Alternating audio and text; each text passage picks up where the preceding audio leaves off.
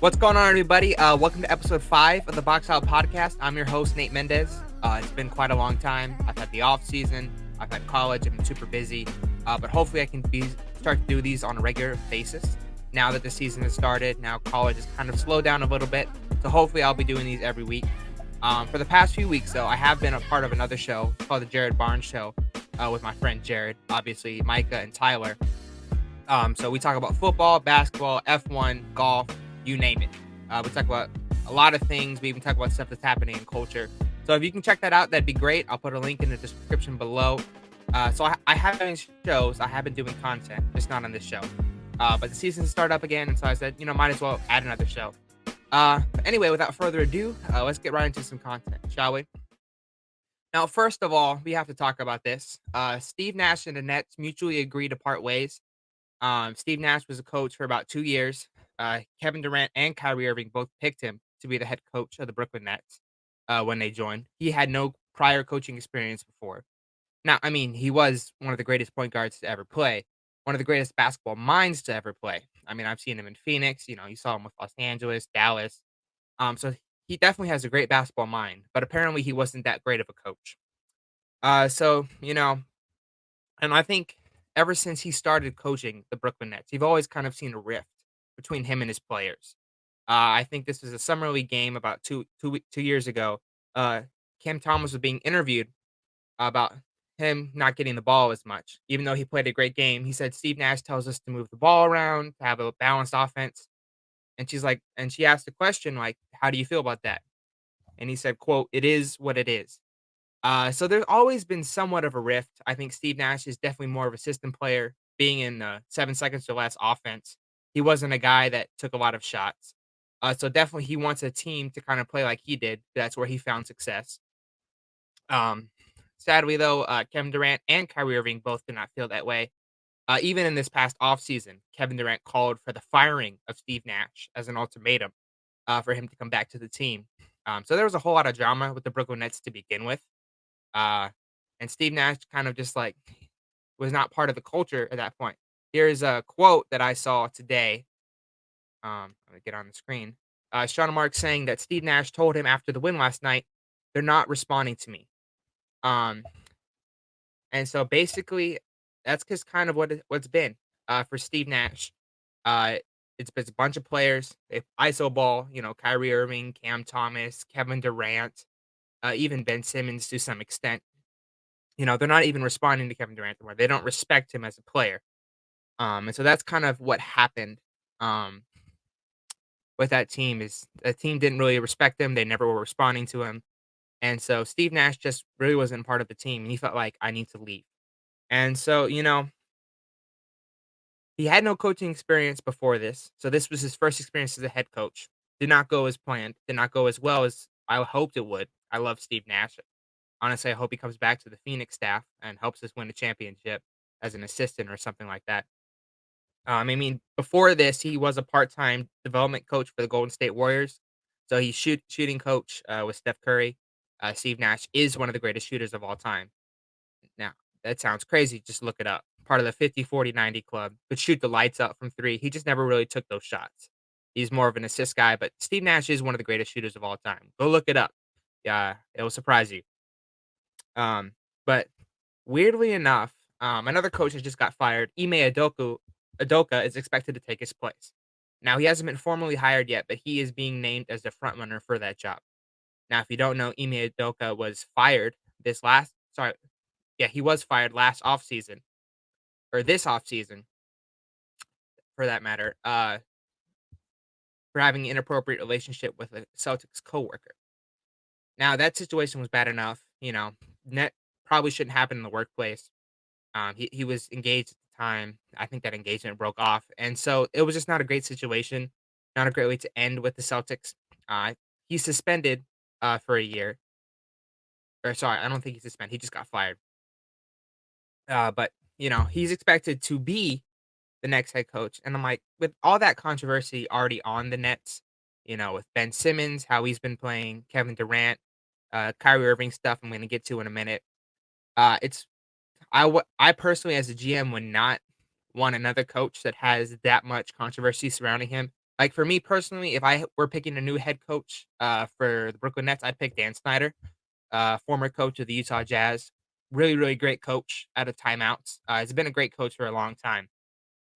He's out of a job. I still don't know why he hasn't found another job, even as an assistant or something like that, like Kenny Atkinson. Like, he's an assistant to the Golden State Warriors. So, you know, that's my pick, but we'll just have to wait and see, what the Brooklyn Nets do. Ultimately, it's a GM's decision. He's gonna figure that out, but for me personally, I'd pick Dan Snyder to be the head coach, for the Brooklyn Nets, but we will just have to wait and see. Speaking of Kyrie Irving, though, this past week has kinda been a whole bunch of controversy. So basically, it all started, with Kyrie Irving made a tweet promoting the documentary. This is the name of the documentary: Hebrews to Negroes, Wake Up Black America. Now, this is a documentary about,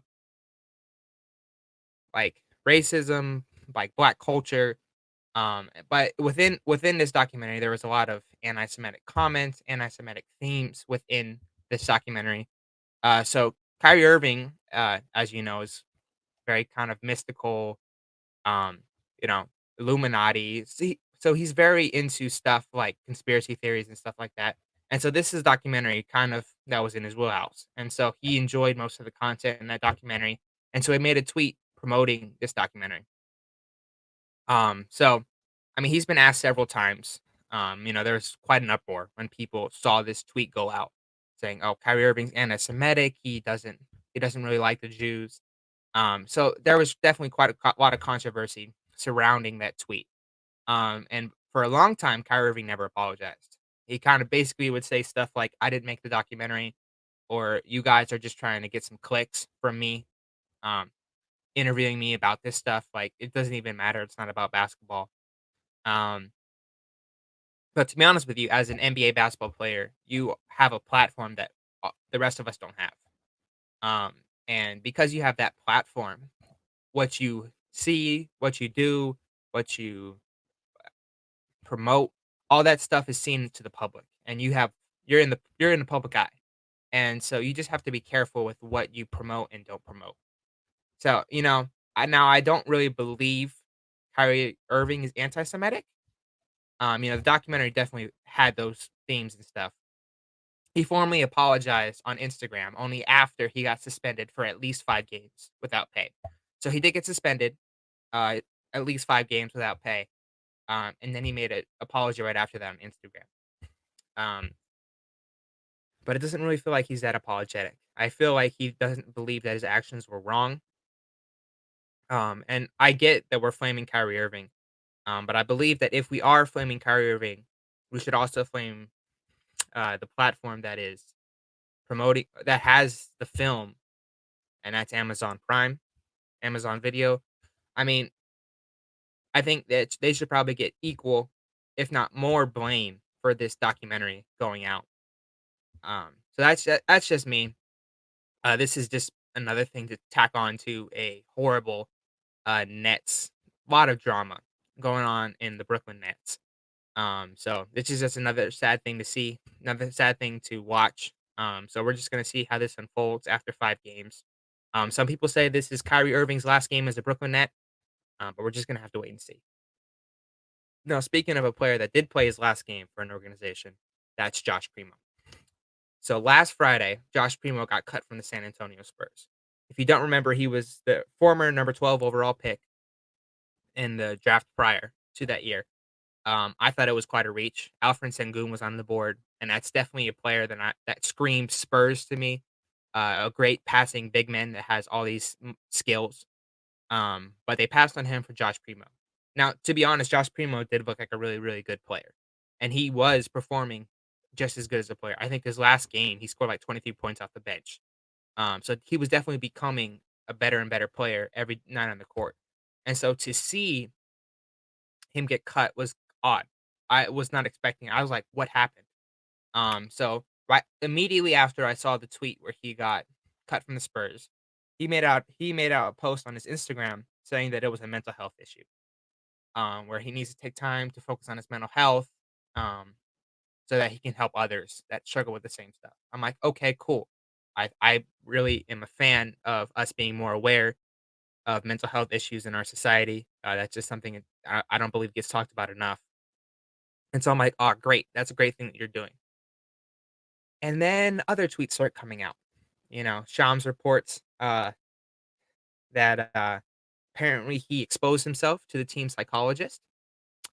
Um, and so that's why he was being cut from the team. And she says that he did it at least 9 times. So here's a tweet uh, that's going on. So he said, former Spurs psychologist Hillary Caulfield has filed a lawsuit against the team and Josh Primo, alleging the organization ignored her reports that Primo exposed himself to her 9 times, starting in December 2021. Caulfield is also filing a criminal complaint against Primo. And so I think one of the most dramatic parts of that tweet is that she's suing the team as well. She's saying she went to the team about it and the team did nothing. So that's quite an allegation. That's not something that I would do because, like, if it's not true, right? If it's not true that she went to the Spurs organization, if she went to management and said, "Hey, this guy keeps showing his wiener to me," um, like it needs to stop. Like, I don't want to see it no more. Punish him, cut him, whatever. And the team ignores her. That is a problem. That's a problem within your organization. That's a problem with management. A lot of people need to be fired if that is true. Popovich, GM, whoever knew about the situation and didn't do anything about it needs to be fired if that is the case. Um, and speaking, I think she has a really good chance to win this lawsuit because she hired Tony Busby to represent her in court. For those of you who don't know, Tony Busby was a lawyer for, I believe, all 23 of the women that were involved in the Deshaun Watson cases of sexual misconduct at massage parlors and stuff like that. So he's really, really good at what he does. And so I think she's gonna come on this lawsuit on top. So I mean, 9 times is quite a lot. Uh, I'm pretty sure there's gonna be there's cameras in the Spurs building, and I'm pretty sure they can pull up those clips. So we'll just have to wait and see what happens with the lawsuit. But if it's true what this woman is saying, uh, great that Primo has been cut. You know, we shouldn't have that in our league. Um, but also for those who knew about it in the Spurs organization, they need to be fired as well. Just that's not something that we should be having as an organization. That's not something you should be doing like that. And so just yeah, I hope the truth comes out, and I hope those who need to be punished get punished. That's all I'm gonna say on that. Man, a lot of depressing news to start off this podcast. But let's go on a little bit more better news. Talking about one of the better teams, the two best teams in the NBA, Milwaukee Bucks, Phoenix Suns. I'm a Phoenix fan. I'm from Phoenix, Arizona, so I am very happy the Phoenix Suns start out 6-1. Milwaukee Bucks are still undefeated, as far as I know. There might be a game going on right now, so I don't really know what their situation looks like. But Phoenix is 6-1, Milwaukee's 7-0. The Bucks are rolling with Giannis. The Bucks are kind of the same team that went to the finals 2 years ago. They have an injured player on their roster, Boyan. I forget which Bogdanovich they have on their roster, but they have another piece that's on the injury reserve list. It's going to make that team even better. So this is a team that I expect to come out the East. This is one of those teams that are built for a long playoff run, around one of the best players in the world, Giannis Antetokounmpo. But for the Phoenix Suns, though, uh, a lot of people are saying, "Oh, they're going to be a play-in team."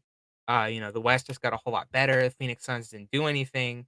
There was a whole Jay Crowder situation where he's not playing for the team anymore. So everyone thought the Suns were going to regress. It doesn't look like that's the case. Starting 6-1, we've beaten the Warriors. We lost to the Blazers, so that kind of sucked. We beat Dallas Mavericks at home. Damian Lee game winner. I mean, we've been looking like a really really good team. We beat the Timberwolves and their experiment with the two big men. Uh, so like we've been looking really really good. But I think a lot of that has to do with the emergence of Cam Johnson. Cam Johnson was named the starter in the offseason, and that's kind of what led to the Jay Crowder stuff going through. But this is what their coach Monty Williams had to say about Cam Johnson. I keep saying this about him. He's more than a shooter. He has the ability on offense to make plays at the rim, in the mid range. He's a really good passer. We just want him to play free. That's Monty Williams on one of his starting power forwards. And so that's just kind of the stuff that we expect from Cam Johnson. He was involved in trade talks about Kevin Durant. So definitely he was on. I don't know exactly how he went through that, but he's on the Phoenix Suns now, and he's balling out. He's up for a new contract this offseason, so he definitely wants that bag when the offseason comes. So he's playing out of his mind right now. He's averaging 15 points, 4 rebounds, and 2 assists while shooting 47% from three. So he's a shooter. That's what he's supposed to do on the team. He's a shooter, but he does a lot more than that, and he elevates his team ceiling. Where I think Jay Crowder, he was a great defender, but shooting, maybe one game he'd shoot 9 threes, while the next game he would miss everything. And you always had his defensive impact, but he was just such a hit and miss player. And when he was hitting, the Suns were really, really good. And when he wasn't, the Suns were bad. And so Johnson has been hitting all his shots, and the Suns been looking good. So we're just gonna have to wait and see. And speaking of Jay Crowder, that trade still has to go on. So the Phoenix Suns are gonna get better as the season progresses. I just don't expect us to see it until maybe the trade deadline. Um, Kevin Durant was rumored to be coming to Phoenix, so maybe we see him in a Kevin Durant trade at the trade deadline with maybe another contract. Aiton, Mikal Bridges, we really don't know. And so this Jay Crowder thing could elevate the Suns ceiling in the future. And so this is one of the teams that I expect to come out of the West because they look really, really good. Everyone didn't expect them to be where they are, but still, they look really, really good at this present moment. But moving on, talking about a team that I personally was not uh, t- expecting to play well is the Los Angeles Lakers. So the Lakers have won the last 2 games. They've been on a little bit of a win streak. Matt Ryan had a big shot last night against the Pelicans.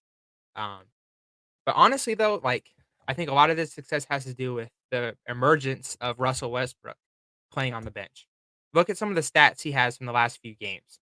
Benchbrook in 3 games, 13 points, 7 rebounds, 9 assists. W. 18 points, 8 rebounds, 8 assists. 18 points, 8 rebounds, 3 assists. And so I think a lot of his success on the bench has to do with he is one of the only ball dominant people on that bench. Where you see Patrick Beverly, Lonnie Walker starting, and Russell Westbrook does on the bench what he does is he controls the ball. He'll dish it out to his shooters if he needs them, like Austin Reeves, Matt Ryan, and that's why he's racking up the assists. But also he can drive too. Like personally, I think that's the bench is probably going to be the move for the Los Angeles Lakers if they don't eventually move him. I think Russell Westbrook off the bench is really, really dangerous for the Los Angeles Lakers, and I am really excited to see what happens there, whether he gets traded or moves off the bench. Because the Lakers could be a scary team if Russell Westbrook balls like that every game while LeBron is doing his thing. Anthony Davis is not injured.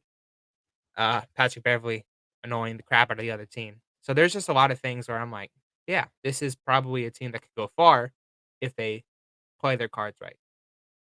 Now, a team that I think a lot of us were not expecting to go far, or even be competitive or anything like that, is the Utah Jazz. Are the Utah Jazz an unexpected contender? I mean, so they're 6-3 to start off the season after trading both of their superstars. Um, you know, and so those deals crazy. Was not expecting Rudy Gobert to go to the Minnesota Timberwolves. I was not expecting Donovan Mitchell to go to the Cavs.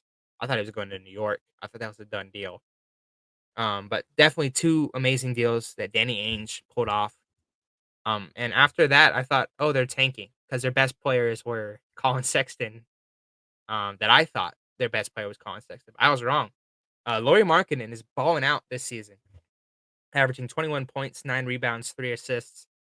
He's playing like the most improved player, on this team, and I think it's going to be really really exciting to see what he can do for this team. Um, because it's funny because not a whole lot of good people out there, and everyone thought, oh, everyone knew that the Utah Jazz fleeced the Minnesota Timberwolves. They got 6 picks, basically. I mean, 5 picks and Walker Kessler. who's actually turned out to be a really good rookie, but he was a first round pick in this draft. So I mean, you have Walker Kessler, you have Mike Conley, who's still on the team, you have Colin Sexton, who's a scorer. You just have a lot of good players on this team. Jordan Clarkson is still on this team. So actually, this team is not as bad as people expected it to be. And I think a lot more people expected the Jazz to sell. I mean, they did sell Bogdanovich to the Detroit Pistons. So that's kind of something that they sold. But I think Danny Ainge kind of knew something. Danny Ainge is kind of a mastermind when it comes to these things. So, I mean, you look at his trade that he did with the Boston Celtics and Brooklyn Nets. So he traded Kevin Garnett and Paul Pierce to the Brooklyn Nets, and he got a bunch of picks for both of them, right? Um, and so I think Brian Windhorst kind of predicted some of the stuff to happen after he said, you know, what's going on in Utah. If you watch that, like, what's going on in Utah? Like that's kind of the stuff that was going on surrounding the Utah Jazz. Um, and so it was just very surprising to see what has transpired with the Utah Jazz. And I think if you look at both of those deals, you actually see eerily similar stuff go along with it.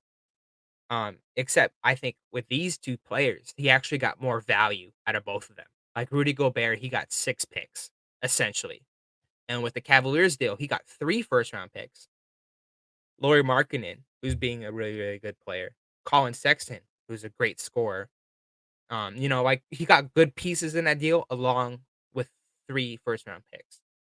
And so I think Rudy Gobert kind of knew something. Sorry, Danny Ainge knew something about Rudy Gobert. Um, I think he knows that it's not going to work in Minnesota. Just I think that he knew Paul Pierce and Kevin Garnett were getting too old to be competitors with the Boston Celtics. I think he knows something about Rudy Gobert that we don't, and so we're just gonna have to wait and see. Because I don't know if he would make that trade if he expected Minnesota to be good. I really don't. So I personally think he knows something about Rudy Gobert that we don't, and I think the Timberwolves are eventually gonna fold. Like, they haven't been playing great as of late. I mean, they're still figuring out adding another 7 footer into your lineup is, hard to implement, but they're still figuring out. But now a team that does have 2 7 footers that has figured it out, that's the Cleveland Cavaliers. Are they Eastern Conference champs? I mean, they're looking like it. I mean, they're top 10 in both offense and defense. They have Donovan Mitchell, Darius Garland in that backcourt. They have Evan Mobley and what's his name? Evan Mobley and Jarrett Allen in that front court. So this looks to be a really good team. And whoever you want in that small forward position, Isaac Okoro, uh, Karis LeVert, whoever you want in that 3 spot, it doesn't matter. That backcourt and that front court is really good. So whoever you have in that 3 spot is totally fine. But in the first game, basically their first game together, they played 10 minutes in the first game. But this is their first full game together. Darius Garland and Donovan Mitchell combined for 54 points and beating the Boston Celtics. So this looks like a team that can go all the way in the Eastern Conference, and that's kind of one of the teams that I kind of expect. I think it's going to be Cavs Bucks Eastern Conference Finals, and whatever team comes out of it, it's going to be a really really tough team to beat in the finals if you're a Western Conference team. But this season, Donovan Mitchell has been playing out of his mind. He has career highs in points per game. Yeah, actually, I have a graphic for it. Career high in points per game, assists per game, steals per game, blocks per game, field goal percentage, 3-point percentage. Oh, and also he's leading the NBA in clutch points. So, Donovan Mitchell has elevated his game. Everyone was talking about how the backcourt was 6-1, 6-1. And I was like, oh, how is that going to work? Well, I think they forgot that they have, 2 7 footers in that front court. Evan Mobley, who's a great perimeter defender, all around defender, and Jared Allen, who's a great rim protector. So this team is working out great. Their defense looks amazing. Um, so Donovan Mitchell's even elevated his defensive game a little bit.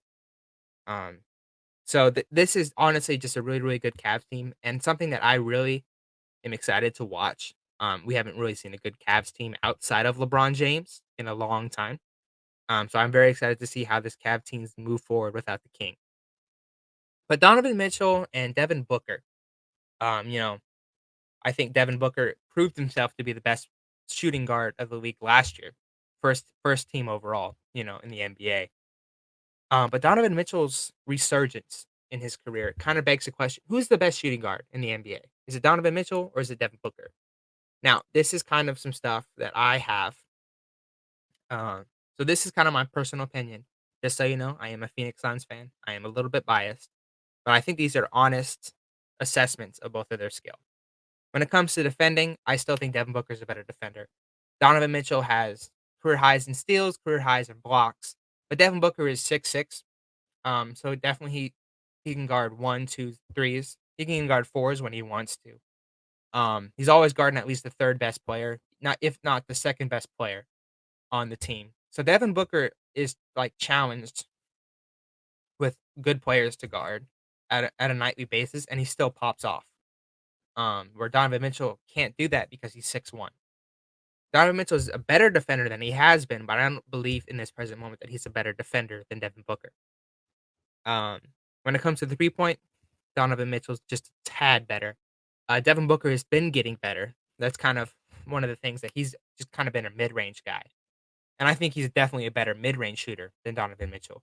But Mitchell is just a better 3 point shooter than Devin Booker is right now. When it comes to finishing, dunk contest winner, come on. That's Donovan Mitchell. He's dunking it down. He can finish over big guys. So he's been doing that for a long time. And so I still think that he is the better finisher. But in my opinion, Devin Booker is the better playmaker. Now, if you've been in Phoenix before, Devin Booker has been with a lot of starting lineups, and I think one of the best players that I have ever seen step on the court is a guy we call Point Book. That's when Booker played the point guard and had a whole bunch of nobodies, and he would go off. Like he would like score 35 points and have like 15 assists. Like Devin Booker was crazy as a point guard for the Phoenix Suns. So definitely, I still think he has the potential to be a really great playmaker in Donovan Mitchell. But at this present moment, Devin Booker is the better playmaker right now. Now, when it comes to the clutch, at this present moment, it's equal. I would give a slight edge to Booker because Booker has done some crazy things. Game winning shot in the bubble. I think he has at least three, four game winners. I've seen a couple. He went to game 6 of the finals against Giannis. Donovan Mitchell hasn't done that. But last year, Donovan Mitchell did not do well in the clutch, where Devin Booker excelled in the clutch last year. The Phoenix Suns actually led the NBA in clutch stats, where Donovan Mitchell he shot 37% from the field, 25% from three, and 76% from the free throw line in the clutch. So that's like within 5 minutes, within a score of 5 points. That's what the clutch means. So it's a close game, and so you should be performing really good in those last time if you're a really good superstar. Donovan Mitchell did last year. He's proving himself to be a better player in the clutch this year. But in the past and in the present, I think Devin Booker has just a slight edge over Donovan Mitchell. And if we're talking playoff success, I mean it's Devin Booker. He's been to the finals. He's made the playoffs 2 years in a row. He had the 8-0 run the bubble. Donovan Mitchell has been to the playoffs more than Devin Booker, but he also got drafted to a better team than Devin Booker. The Utah Jazz have kind of been really good at being mediocre. They were the number one seed when the Phoenix Suns went to the finals. They were like a number 4 seed, I believe, in last year's playoffs. So they've always been a decent regular season team, but haven't been successful in the playoffs. Um, and so that's kind of their thing with the Utah Jazz is just, they're really great in the regular season, but we've yet to see their playoff success. And so I think Danny Ainge is trying to build something over there. But I would say at this present moment, Devin Booker is the best shooting guard in the NBA. Donovan Mitchell is a close second, but it's a conversation that should be had. Definitely a debate that should be had. Where last year it wasn't even a question who the best shooting guard in the league was. But yeah, that's gonna do it for this episode of the Box Out. Thank you for tuning in. It's been a long time, so if you haven't liked the video, subscribe, whatever. So thank you for watching. Hope to see you guys in the future. Hopefully next week. We're actually going to be filming an episode of the Jared Barnes Show next Monday or Tuesday. So stay tuned for that. probably gonna be arguing about who the GOAT is in the NBA. So, if you really wanna watch that, go click the link in the description. I'll put a link to his channel. But thank you for tuning in, and I hope to see you guys pretty soon. Peace.